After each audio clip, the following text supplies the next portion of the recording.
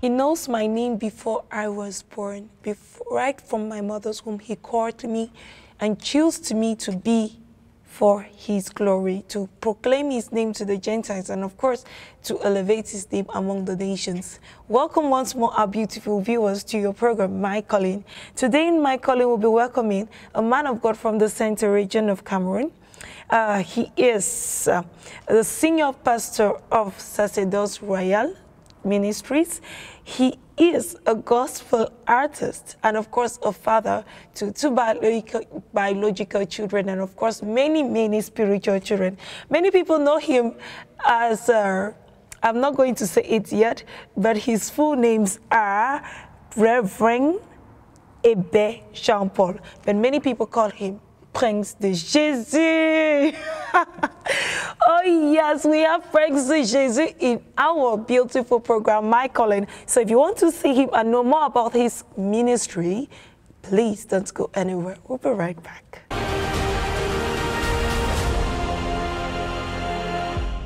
Welcome back to My Calling. We are sitting right now with Reverend Ebe Jean-Paul, alias Prince de Jésus. He has impacted the ministry, the country, the society with his wonderful songs that he releases and the powerful messages that goes along with it. But you'll be very surprised to know that he's a reverend, not a reverend in music only, but a reverend in the church. Good morning, Reverend. Bonjour, servante. Bonjour à tous les téléspectateurs qui nous regardent maintenant. Soyez bénis au nom de Jésus. Amen. Reverend, we're very honored to have you in this program. It's not given, you know, to everybody. Le plaisir est partagé, surtout quand il s'agit de parler de la part du Seigneur. Je suis honoré de participer à cette émission. Amen. You know, many people don't know that you are a pastor. Tout à fait, parce que c'est un côté que je n'ai pas souvent montré. Peut-être comme Jésus disait, mon heure n'est pas encore venue. Parce que pour moi, je pense qu'il y a un temps pour tout sous le soleil. Beaucoup de personnes connaissent Prince de Jésus, l'artiste, le chantre. Et jusque-là, ça me va très bien. Aujourd'hui, sous les projecteurs, en tant que pasteur, je crois que ce n'est pas très souvent arrivé. Quelques rares fois, on m'a invité sous cette casquette-là. Mais bon, tout est fait selon le temps de Dieu. Donc, c'est un plaisir pour moi d'être là aujourd'hui en portant cette casquette. Amen, amen. So, Reverend, we'd like to know, calling, talking about your calling, ton appel, how did you get into the ministry? Is it due to the music or you really started with it when you were just young? Non, non, en fait, c'est vrai, j'ai fait la musique depuis très longtemps, depuis avant même que je donne ma vie au Seigneur. Je suis dit un musicien et je suis un artiste. Mais ce que beaucoup de personnes ne savent pas, c'est qu'avant même, pendant que je commençais la carrière musicale, j'étais déjà à l'école pastorale et puis je suis devenu pasteur même avant d'être connu en tant qu'artiste, Prince de Jésus. Voilà, bon, mais c'est juste que le côté artistique te met tout de suite sous les projecteurs et puis ça a pris le dessus. Et du coup, voilà, donc l'appel pastoral est venu de la même manière que ça vient dans la vie de plusieurs personnes qui évoluent dans l'église. J'étais à l'église, j'ai œuvré avec des pères et puis le temps où on a détecté l'appel est arrivé et puis j'ai été ordonné. Je crois que c'était le 9 mars 2008. 9 mars 2008. Et donc il y a 13 ans aujourd'hui. Wow. Voilà. So actually, when I get your testimony, people saw the calling of God in your life. It's not as if you perceived it personally. Bon, bien évidemment, avant de servir un plat à certaines personnes ou alors au peuple, il faut d'abord l'avoir goûté soi-même. C'est vrai que en tant que personne, je ressens l'appel. Et c'est parce que je ressens l'appel que je peux rendre ministère, bien évidemment. Justement, donc comme je le disais tout à l'heure, l'appel est venu depuis. Ce n'est pas pendant que je fais de la musique, non, l'appel est venu depuis. Voilà. And then you just got into it. It's like the music just came to add a plus to the ministry, actually. Tout à fait. Yeah. La musique est venue.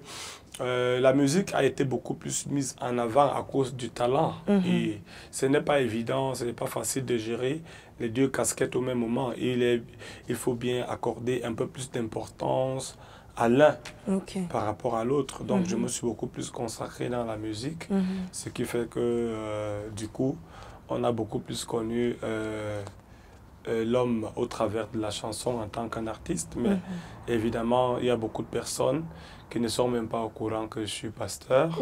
Voilà. Donc, And already knowing that today. Thanks to my calling, right? Voilà. So how did you keep up your ministry?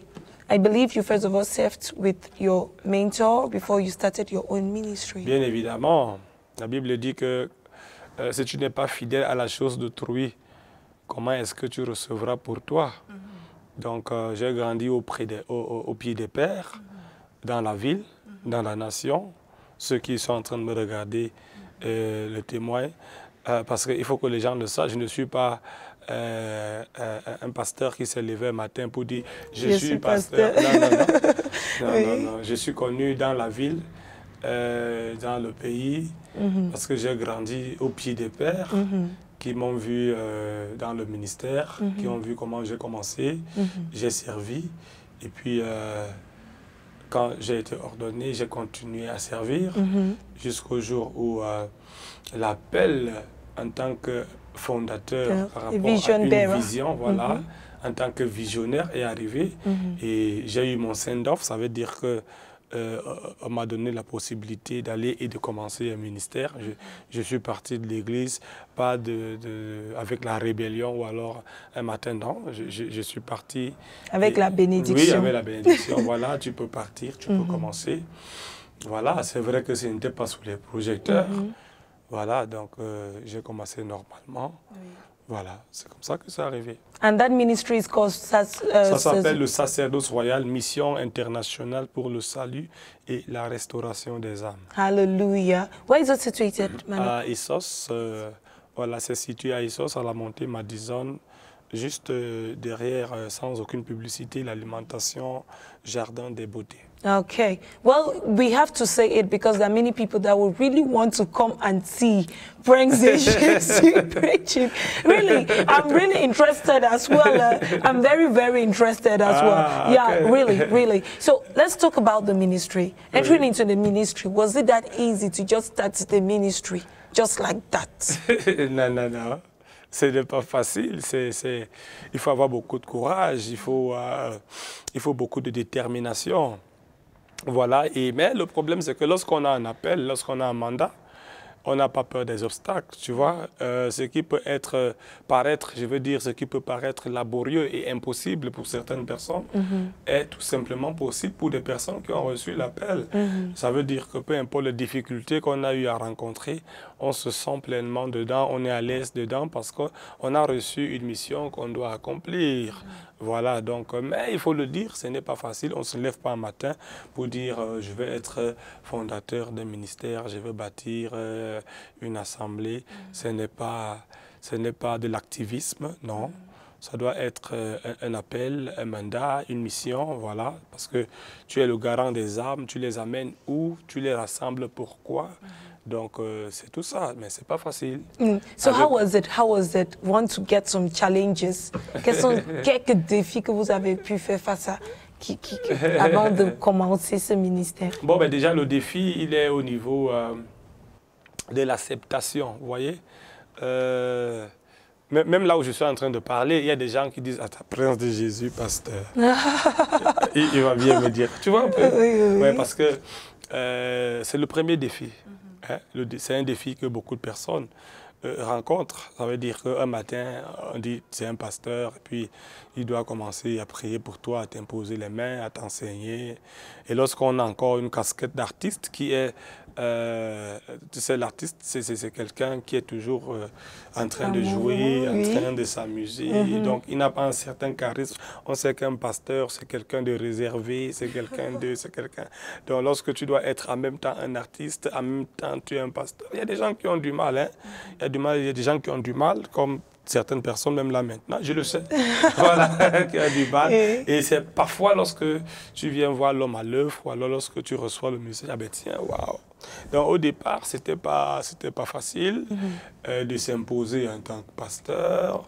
Voilà, c'était pas facile. Et puis le deuxième défi, bien évidemment, c'est sur le plan des infrastructures. C'est-à-dire que lorsque Dieu te donne la vision, il t'accorde également la provision. Mais maintenant, parfois, la provision de l'Éternel se fait attendre.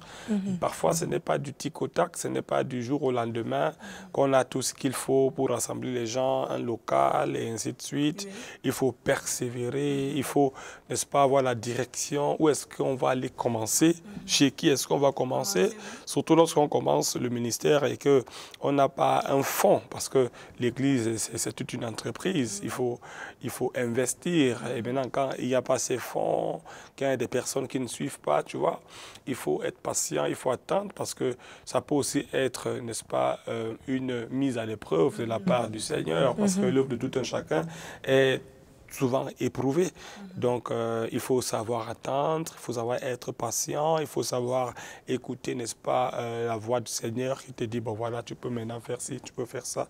Donc, voilà les quelques défis qu'on rencontre. Il y a aussi beaucoup d'ingratitude. Ça veut dire que des personnes que, n'est-ce pas, tu peux encadrer aujourd'hui, mais demain, qui s'élèvent contre toi et puis ils commencent à te salir, à te saboter. Voilà, on a aussi le rejet même des frères, de ce qu'on a trouvé dedans. On a la calomnie. On a la calomnie. Beaucoup de personnes qui, n'est-ce pas, ou par envie, ou par jalousie, ou par peur de quoi, je ne sais pas, peuvent se permettre carrément de dénigrer un serviteur de Dieu, de dire des choses même dont ils n'ont pas la certitude, juste dans le but peut-être de se faire voir, ou alors peut-être téléguider par des forces obscures. Il y a tout ça. Il y a les combats qui sont sur le plan spirituel, parce qu'en même temps, l'ennemi n'est pas tranquille, parce que si tu es un appelé et que tu as un double appel, tu auras aussi des doubles combats. Voilà, ça veut dire que sur le plan mystico-spirituel, tu reçois aussi des coups, et puis voilà, c'est tout ça. Pour ne citer que ça, il y en a plusieurs, des obstacles, mais lorsqu'on sert le Seigneur, on est serein, on sait qu'on va y arriver, parce qu'en fait, ce n'est pas nous. C'est Christ qui bâtit son Église. Amen. C'est Christ qui bâtit son Église. Et parlons de l'évolution de l'Église. Comment c'est? Est-ce que ça fait combien de temps déjà que vous... 7 ans. 7 ans? Oui. Waouh! Et ça veut dire que le ministère grandit, non? Oui, bien évidemment, le ministère grandit. On a eu beaucoup de difficultés. L'Église du sacerdoce royal, il faut le dire ici, a connu, parce qu'aujourd'hui, ce n'est plus la même chose, parce que justement, lorsqu'on commence une œuvre, au fur et à mesure qu'on grandit, on acquiert de la maturité, et puis ça permet à ce que le ministère devienne de plus en plus stable. Voilà. Et avec le temps, on a compris qu'on ne juge pas la grandeur d'un ministère à partir du nombre de ses brebis qu'il rassemble, mais à partir de ce qu'il porte comme message, de l'impact qu'il a dans la vie des personnes qui ont la grâce, n'est-ce pas, de le visiter. Voilà, donc au départ, c'était un peu difficile, parce qu'avec mon double appel, avec mon double manteau, je suis parfois invité à aller hors du pays en tant qu'artiste. Il faut faire des concerts, il faut monter, il faut descendre. Et à ce moment-là, il faut s'occuper des brebis. Tu vois, c'est pas facile. Oui. Et comme nous savons tous que les brebis, c'est comme des enfants, comme on les appelle, c'est des enfants. Il faut les encadrer, il faut être présent, il faut être là. Donc au départ, c'était vraiment pas facile, parce que je n'ai pas l'omniprésence de Dieu. Justement. Voilà, d'être même en train d'être dans un concert à Yokadouma et être à Yaoundé, à l'Assemblée. Donc, au départ, c'était un peu compliqué. Et puis, l'Église a connu un temps où ça monte et puis ça descend, ça monte, ça descend. Comme tous les ministères. Voilà, ça a connu une forte vague d'exode au point où il fallait trouver des stratégies, mais tu vois, avec des formations, des conseils aussi des pères et tout. Voilà, aujourd'hui, l'Église a trouvé la stabilité déjà, parce qu'on a trouvé la bonne formule. Et je crois que maintenant, ça va déjà, par la grâce de Dieu. Petit à petit, l'oiseau fait son nid. Exactement. Vous avez mentionné vos mentors, en fait. Quel est son rôle dans vos ministères? Est-ce qu'il a vraiment... Est-ce qu'il vous aide jusqu'à aujourd'hui pour... Non, mais un père... je veux dire, un homme sans père et sans repère, bien évidemment. Le rôle d'un père, justement, c'est déjà de corriger, parce que tu le veuilles ou pas, il y a des erreurs que tu vas faire, et il faut qu'il y ait quelqu'un qui te dise que non, c'est pas comme ça. Il faut qu'il y ait quelqu'un qui te dise non, il faut aller de ce côté. Lorsque tu es coincé, il faut bien qu'il y ait quelqu'un vers qui tu peux aller pour demander conseil. En dehors de ce que tu vas demander à Dieu et au Saint-Esprit, à celui-là qui t'a appelé, le Seigneur met des personnes autour de toi, justement, parce que tu ne t'es pas levé un matin pour devenir pasteur. C'est des personnes qui ont confirmé ton appel. Donc voilà. Donc c'est des personnes qui sont là au quotidien. Il n'est pas seul, ils sont nombreux, qui, au fil des temps, m'apportent leur soutien, m'apportent des conseils. Je profite d'ailleurs de cette opportunité pour leur dire merci pour tout le travail et l'encadrement qu'ils apportent, n'est-ce pas, à ma personne et au ministère que le Seigneur m'a donné. Voilà, je suis encore en train de bâtir, je ne suis pas encore arrivé, donc j'ai encore besoin de vos conseils, j'ai encore besoin de votre encadrement. Voilà, donc ils sont là et je rends grâce à Dieu pour le travail qu'ils font dans ma vie. Amen. C'est très important parce que je tiens à réitérer ça parce qu'il y a beaucoup de jeunes qui ne veulent pas s'asseoir et apprendre de quelqu'un. Ils croient qu'ils sont les maîtres de tout. Et pour entrer dans un ministère, il faut vraiment un backup spirituel. Il faut vraiment quelqu'un, il faut que tu cherches quelqu'un qui va t'encadrer, quelqu'un que quand ça va mal, tu peux toujours courir vers lui pour dire papa, pardon, aide-moi, c'est comme ça, c'est comme ça.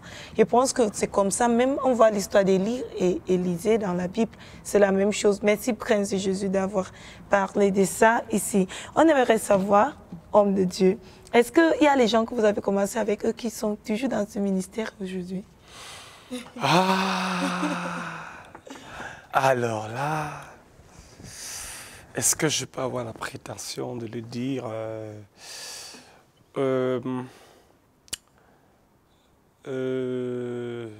Je compte peut-être 2 personnes. Hein. 2?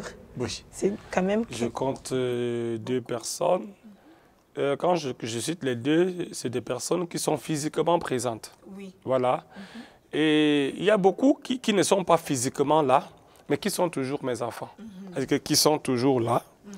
Ils savent que c'est le Père là-bas, même si, comme l'apôtre Paul disait, vous avez plusieurs maîtres, mais vous avez un seul Père. Ceux-là ont quand même la conscience. Ils savent que voilà le Père, voilà la maison. Même s'ils tournent de gauche à droite, de temps en temps, ils viennent. Nous sommes d'ailleurs, parce que moi, je ne suis pas quelqu'un de fermé, je suis ouvert, j'essaie de comprendre et je comprends que l'Église n'est pas dirigée par un homme. Voilà, pour ceux qui me connaissent, qui viennent à l'Église, je ne suis pas un gourou. Là, il y a l'esprit de Christ, il y a l'esprit de la liberté. Amen. Voilà, l'Église de sacerdoce royal n'est pas une secte qui, lorsqu'on entre, quand il faut sortir, ça avait des problèmes, des menaces. Ou alors si on sort de là, on va aller mourir. Non, non, non. Et je crois que le Seigneur peut te conduire dans un ministère pour un temps. Et puis quand le temps est accompli, il t'enlève de là pour t'amener ailleurs, dans le but peut-être de t'équiper afin que tu deviennes ci ou ça. Donc, je crois également à ça. Parce qu'il y a des gens qui sont arrivés à l'église que je n'ai pas baptisés. Qui n'ont pas commencé à apprendre avec moi, mais qui sont venus étant à moitié accomplis. Ça veut dire qu'il y a quelqu'un d'autre qui avait déjà commencé le travail. Oui, et puis le Seigneur les a amenés vers moi. Et ils ont été une très grande bénédiction. D'autres qui sont encore là, qui sont une très grande bénédiction pour l'Église. Alors je ne crois pas que ça soit injuste que moi aussi, peut-être, j'ai commencé un travail dans la vie de quelqu'un et puis le Seigneur l'enlève pour qu'il aille se perfectionner ailleurs. Tout ça, c'est ce qu'on appelle, c'est ça l'œuvre de Dieu. C'est Jésus qui bâtit son Église. Donc il y a des personnes qui ont commencé avec moi, mais qui à un moment donné sont partis continuer ailleurs. Est-ce que c'était la volonté de Dieu? Je dirais oui, parce que moi je crois que tout ce qui m'arrive, c'est la volonté de Dieu qui s'accomplit dans ma vie et dans le ministère qu'il m'a donné comme en tant qu'intendant. Donc voilà. Mais de manière physique, il y a quand même encore quelques têtes qui sont là. De manière spirituelle, ils sont nombreux qui sont là, mais leur présence est rare, voilà. Mais quand il y a des manifestations, ils débarquent. Hein. Voilà. Ce matin encore, j'ai eu une de mes filles qui est déjà, elle est prophétesse, elle a 2 églises. Et elle m'appelait encore ce matin. Ce matin même, elle me disait, papa, vraiment, le Seigneur m'a à cœur de revenir à la maison. Parce que voilà. Ben, j'ai dit, ma fille, c'est ta maison, tu vas, tu viens comme tu veux. Tu vas, tu viens. Oui. Il y a pas, ce n'est pas une prison, ce n'est pas, non. À partir du moment où c'est fait dans le terme, moi-même, là où je suis né, en tant qu'enfant de Dieu, je ne suis plus là-bas, mais quand je vais aller à la maison, je n'appelle même pas mon père spirituel. J'atterris seulement un dimanche, même si je le trouve en train de prêcher, ou alors j'arrive, dès qu'il me voit, il est très content, il dit, l'enfant est à la maison. Joie, en fait. Voilà, donc je crois que c'est ce que j'ai appris de mes pères, et c'est comme ça que je fonctionne avec les miens aussi. What is your opinion with the full-time ministry? Do you think if you're being called into the ministry, you should just go full-time? You should not get something doing apart from it? Il faut qu'on comprenne qu'on est d'abord tous appelés. La Bible dit que ceux qu'il a connus d'avance, il les a également appelés à être semblables à Christ, afin que Christ fût le premier-né d'entre plusieurs frères. Ça veut dire que tout enfant de Dieu est d'abord appelé de Dieu. Oui. Donc nous sommes tous des serviteurs de Dieu, si on est enfant de De Dieu. Dieu, justement. Donc, maintenant, est-ce que tout enfant de Dieu est pasteur? Non. Ça veut dire que je suis enfant de Dieu, je suis appelé de Dieu, mais maintenant, je ne suis pas pasteur. Quel est donc maintenant mon appel? Je suis un fonctionnaire. Mais le fait que je sois fonctionnaire ne fait pas de moi un moindre serviteur de Dieu. Ça veut dire que dans la maison de Dieu, j'ai un rôle à jouer en tant qu'un serviteur de Dieu, parce que nous servons tous le Seigneur. Oui. En tant que pasteur, le Seigneur m'a appelé au sacerdoce. Ça veut dire que je suis là pour prêcher l'évangile, paître les brebis. Bon, maintenant, est-ce que je dois le faire à plein temps? Question. Ça veut dire que je dois le faire seulement et rien que ça. Je crois que ce n'est pas une question, comme je l'ai dit tout à l'heure, là il y a l'esprit de Christ, il y a l'esprit de la liberté. Ce n'est pas quelque chose qui est carré, c'est-à-dire que ce n'est pas une obligation. Dès que je suis pasteur, je suis automatiquement appelé à faire le pastorat toute ma vie et rien que le pastorat. Non. Vous voyez un peu? Non, nous voyons l'apôtre Paul par exemple, il était ce qu'il était, mais lorsqu'il y avait certains besoins, en tant que fabricant de tentes, il partait, il faisait les tentes, il vendait, il avait de l'argent pour pouvoir même investir dans l'œuvre de Dieu, pour pouvoir, n'est-ce pas, subvenir peut-être à ses besoins. Justement pour ne pas être à la charge des chrétiens et créer certaines frustrations.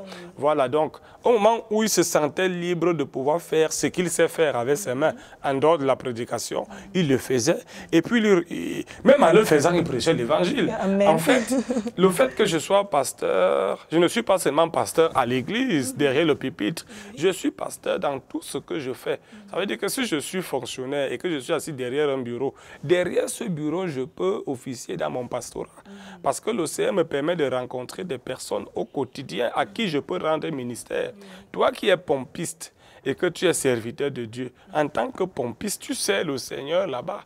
Parce que le don du pastorat ou de l'évangéliste ou alors du docteur ou alors de l'apôtre que tu as n'est pas limité aux quatre murs de l'église.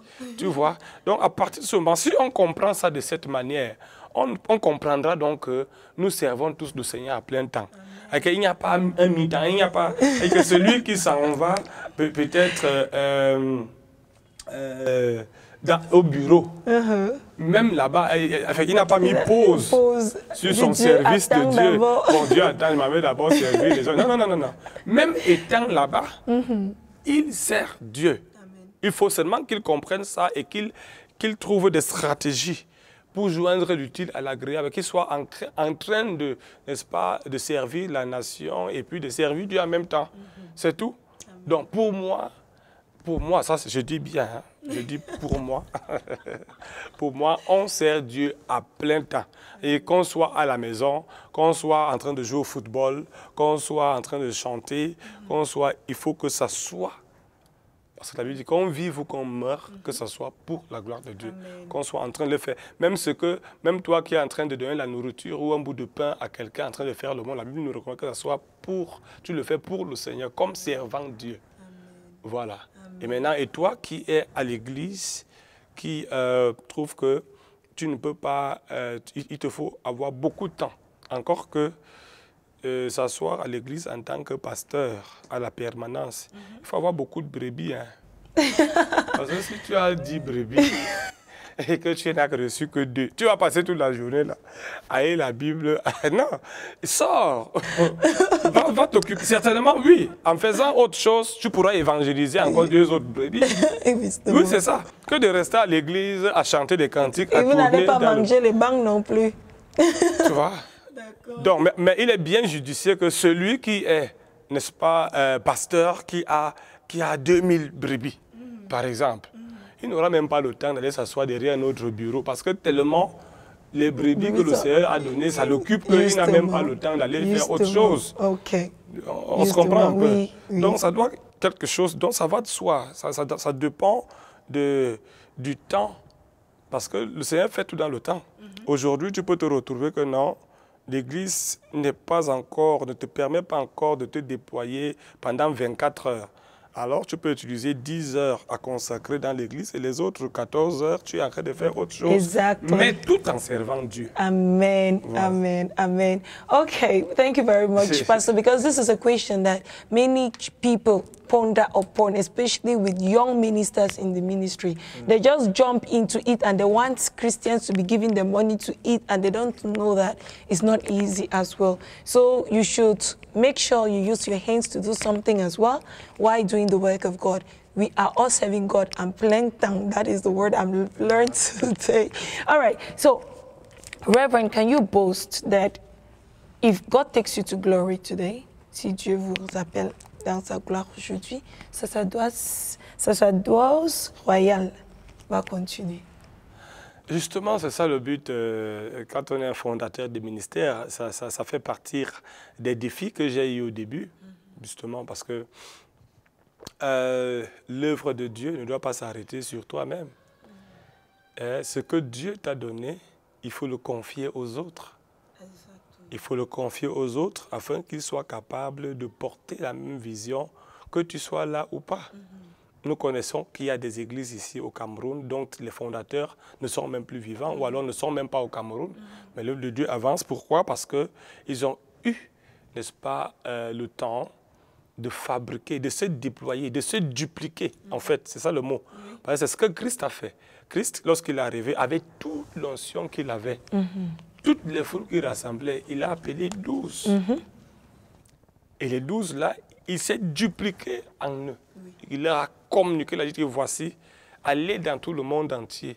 Faites de toutes les nations mes disciples, enseignez-leur à observer. En fait, c'est la continuité. L'apôtre Paul le dit aussi à Timothée, que ce que je t'ai dit, il faut le confier à des personnes.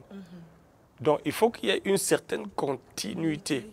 Lorsque tu es un fondateur et que c'est toi l'alpha et l'oméga de ton ministère, c'est toi seul qui porte le mystère de Dieu. Sache donc que tu n'es pas éternel. Le jour où tu vas mourir, tu partiras avec et ça va s'arrêter. Donc, il est très important. Donc, moi j'ai compris ça en fait. Et c'est ce que je disais tout à l'heure, qu'il fallait, au-delà de rassembler les foules, de faire des grands séminaires, non, il faut bâtir des gens. Il faut faire des disciples. Il faut transmettre la vision. Il faut te dupliquer, n'est-ce pas, en des personnes que le Seigneur t'a confiées, afin que tu sois là ou pas, que l'œuvre de Dieu ne souffre de rien. Amen. Parce que l'Esprit de Dieu, ce n'est pas toi seul qui as la capacité de porter. Il y a d'autres personnes qui peuvent porter ce que Dieu a mis en toi. Amen. Et de faire exactement, ou alors au-delà même de ce que toi tu es capable de faire. C'est ce que Jésus a dit, que lorsque l'Esprit viendra, vous ferez même plus que ce que moi j'ai fait. Voilà, donc c'est ça. Ça devrait être ça, n'est-ce pas, le souci de tout fondateur. Ça veut dire que si je prêche comme si, il faut que mon fils vienne prêcher au-delà même de ce que moi j'ai prêché. Et ça, ce n'est pas facile, parce que déjà, il faut trouver des enfants fidèles, des enfants loyaux, des enfants intègres. C'est vraiment rare. Hein? Et ça prend vraiment du temps, parce que ce n'est pas de l'amusement. C'est comme construire une maison, c'est comme bâtir une vie, c'est comme construire une destinée. Voilà, donc ça prend du temps. Il faut être patient, il faut prier. Et puis le Seigneur va t'envoyer des personnes au fur et à mesure. Tu vois, Christ, lui qui était Dieu, il n'avait que 12. Et parmi les 12, il y avait un démon. Voilà, et puis il a eu d'autres, il a eu ainsi de suite. I just wanted to know this because that's also another issue in churches where pastors want to be at the center of everything, the vision bearers, and they forget that they have to send the knowledge to other people so that they can continue the ministry in their absence. And I'm very happy that our Reverend Ebe has already gotten that vision and he's working with it. Thank you very much, Reverend. So a last word to our viewers watching us, those young ministers that have the fire in them, they just want to shake things up for God. What advice would you give them? J'aimerais tout simplement leur conseiller, je leur donne un conseil, hein, c'est que quand on est pressé, on va très vite, mais on ne va jamais loin. Quand on est pressé, on va vite, très vite, mais jamais on ne va loin. On est un faux fouillet, on est comme une étoile filante, et puis c'est terminé.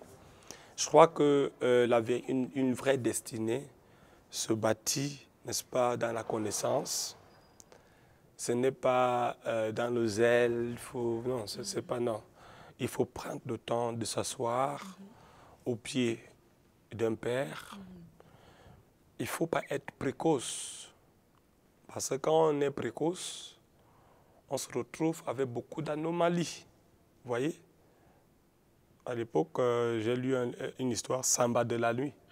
Mère, accouche-moi. Mais comment je peux t'accoucher? Tu n'es pas encore à terme. Un enfant, il est né lui-même. Il est né avec les dents. Vous voyez? Comme Kirikou. Comme Kirikou. Alors, des prophètes qui veulent être des prophètes Kirikou, justement. Ça devient donc de la sorcellerie. C'est à cause de ce genre d'individus que l'Église aujourd'hui est prêtée à confusion.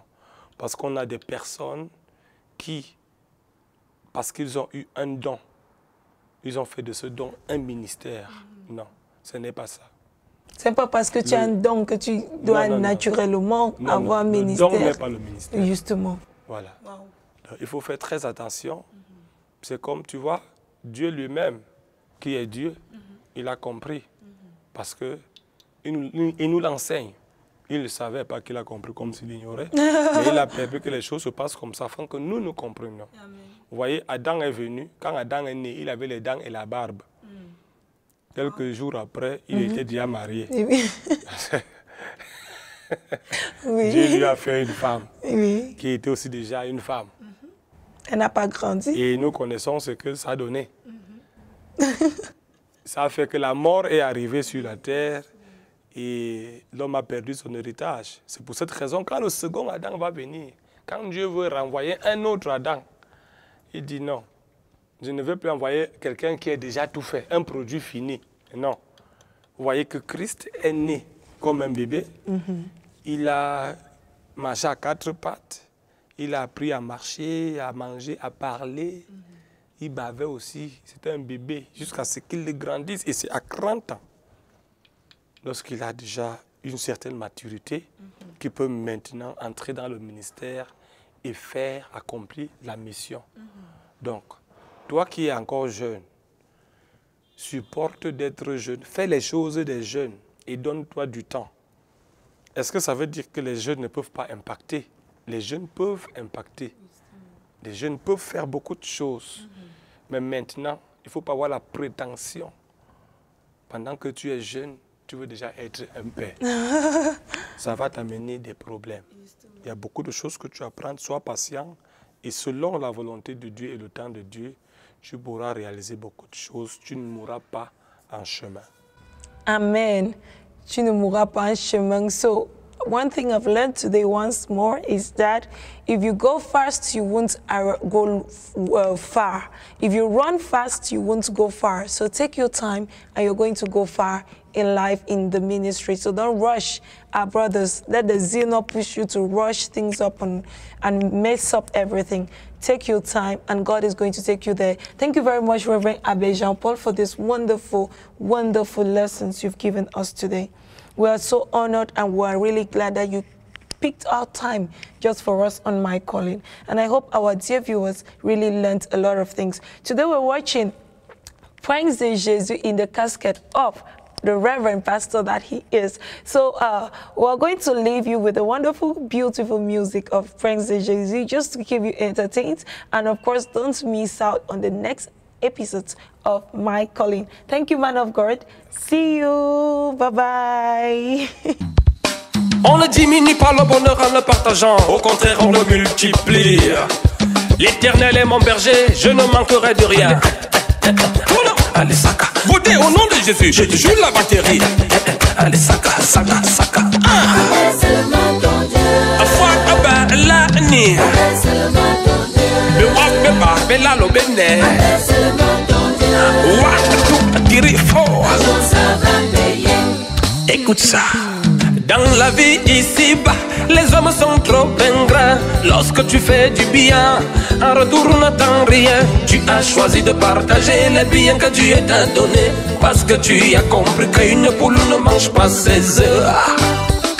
Mais on peut t'insulter, on va te critiquer, on va te calomnier, te traiter même de sorcier. Mais enfant de Dieu, n'arrête pas de s'aimer. Et si tu es abattu, accroche-toi sur Jésus. Et dans ton travail, Seulement ton Dieu. si tu veux avancer, Seulement ton Dieu.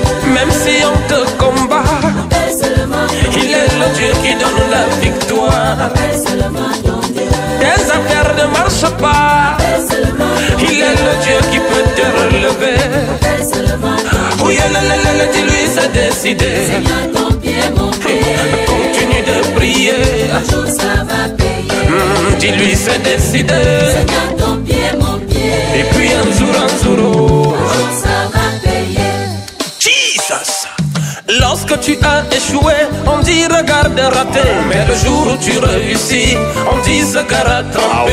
Hey, je me demande pourquoi c'est au diable qu'on donne des louanges. Mais je vous rassure, moi mon Dieu n'est pas en chômage. Seulement le succès ne se vend pas au marché. Mon ami, pour réussir, tu dois bien travailler. Mais avant de travailler, il faut beaucoup prier. Parce que tu peux s'aimer, mais c'est Dieu qui fait pousser. Alors pour ton succès, Seulement ton Dieu. amour pour ta carrière, Seulement ton Dieu. même si on te calomnie, Seulement ton oh, ne t'occupe pas des sorciers. Seulement